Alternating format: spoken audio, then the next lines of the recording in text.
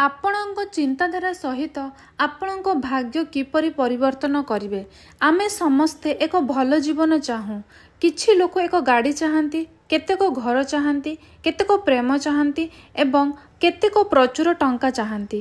କିନ୍ତୁ ପିଲାଦିନରୁ ଆମକୁ ଶିକ୍ଷା ଦିଆଯାଏ ଯେ ଆମେ ପ୍ରାୟତଃ ଯାହା ଚାହୁଁ ତାହା ପାଆନ୍ତି ନାହିଁ, ବରଂ ଆମକୁ ଜୀବନ ସହିତ କମ୍ପ୍ରମାଇଜ୍ କରିବାକୁ ପଡ଼ିଥାଏ।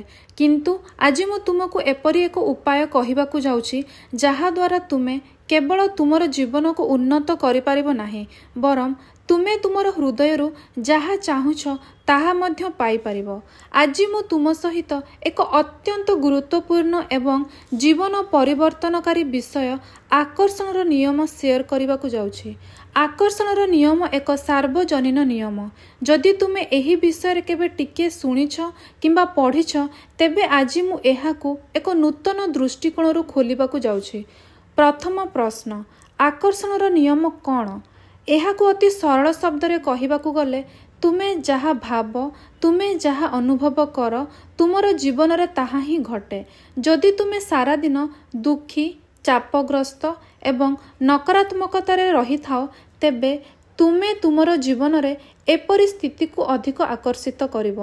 କିନ୍ତୁ ଯଦି ତୁମେ ଛୋଟ ମୁହୂର୍ତ୍ତରେ ମଧ୍ୟ ଖୁସି ରହିବା ଶିଖ, କୃତଜ୍ଞତା ଅନୁଭବ କର, ତେବେ ତୁମେ ତୁମର ଜୀବନରେ ଆହୁରି ଭଲ ଜିନିଷ ଆକର୍ଷିତ କରିବ। ତୁମେ ବାରମ୍ବାର ଯାହା ଭାବୁଛ, ଭଲ ହେଉ କି ଖରାପ, ତାହା ଧୀରେ ଧୀରେ ତୁମ ଜୀବନର ବାସ୍ତବତାରେ ପରିଣତ ହୁଏ। ଯଦି ତୁମେ ବାରମ୍ବାର ଭାବୁଛ, ମୋ ପାଖରେ ଟଙ୍କା ନାହିଁ, ମୋର ଭାଗ୍ୟ ଖରାପ, ଲୋକମାନେ ମୋତେ ପ୍ରଶଂସା କରନ୍ତି ନାହିଁ, ତେବେ ଆକର୍ଷଣ ନିୟମ ସେହି ଚିନ୍ତାଧାରା ଗୁଡ଼ିକୁ ଧରିଥାଏ ଏବଂ ତୁମ ଜୀବନରେ ସମାନ ଅଭିଜ୍ଞତା ଆକର୍ଷିତ କରେ। ନେକ୍ସଟ ହେଉଛି ମ୍ୟାନିଫେଷ୍ଟେସନର ଅର୍ଥକୁ ବୁଝିବା। LOAରେ ଆପଣ ମ୍ୟାନିଫେଷ୍ଟେସନ ଶବ୍ଦ ବାରମ୍ବାର ଶୁଣିଥିବେ, କିନ୍ତୁ ମ୍ୟାନିଫେଷ୍ଟେସନର ପ୍ରକୃତ ଅର୍ଥ କ'ଣ?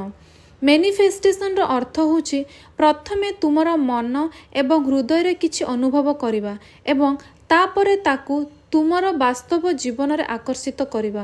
ଉଦାହରଣ ସ୍ୱରୂପ, ଯଦି ତୁମେ ଏକ କାର୍ ଚାହୁଁଛ, ତେବେ କେବଳ ଏହାର ନାମ ନେବା ଯଥେଷ୍ଟ ହେବ ନାହିଁ।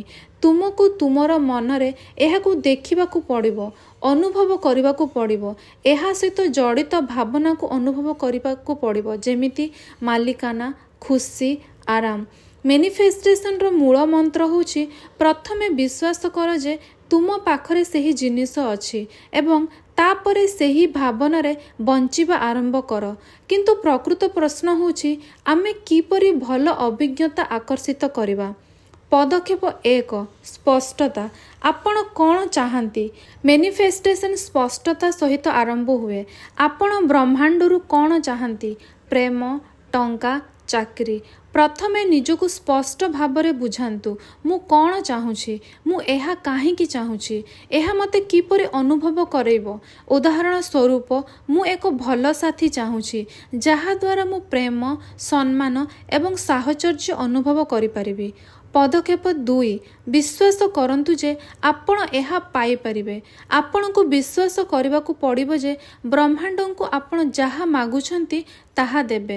ଭାବନ୍ତୁ ନାହିଁ, ମୁଁ ଏହା କେଉଁଠାରୁ ପାଇବି, ମୁଁ ଏହା କିପରି ପାଇବି, ମୁଁ ଏହା କାହିଁକି ପାଇବି।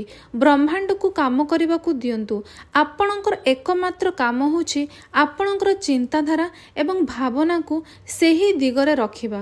ପଦକ୍ଷେପ 3, ଅନୁଭବ କରନ୍ତୁ ଯେପରି ସେହି ଜିନିଷଟି ପୂର୍ବରୁ ଆପଣଙ୍କର। ଏହା ସବୁଠାରୁ ଗୁରୁତ୍ୱପୂର୍ଣ୍ଣ ପଦକ୍ଷେପ।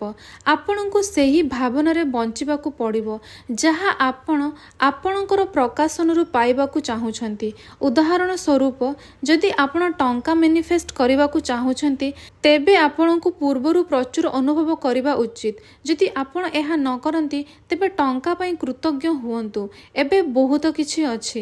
ଉଦାହରଣ ସ୍ୱରୂପ, ଆଜି ମୁଁ ପାଇଥିବା 10 ଟଙ୍କା ପାଇଁ ମଧ୍ୟ ଧନ୍ୟବାଦ ଦେଉଛି।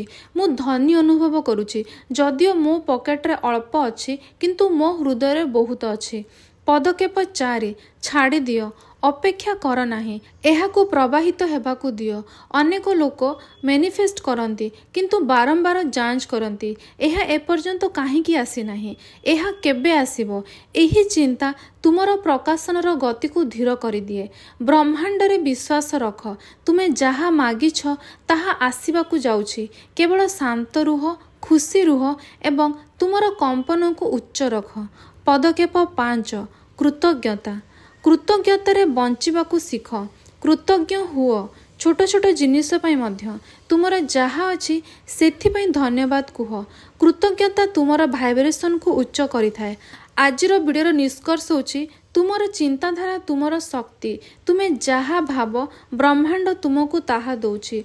तुमर चिंताधारा भावना एवं शक्ति को सठिक दिग दियंतु एवं देखंतु किपरि चमत्कार होउछि। आपण मोठो पर्सनल सेशंस नहीं परिबे। स्क्रीन रे देखा जाउथवा नंबर रे व्हाट्सएप करि परिबे। आशा करूछि आजिर वीडियो आपनको किछि शिखिबा को मिलिथिबो। रखुछि धन्यवाद।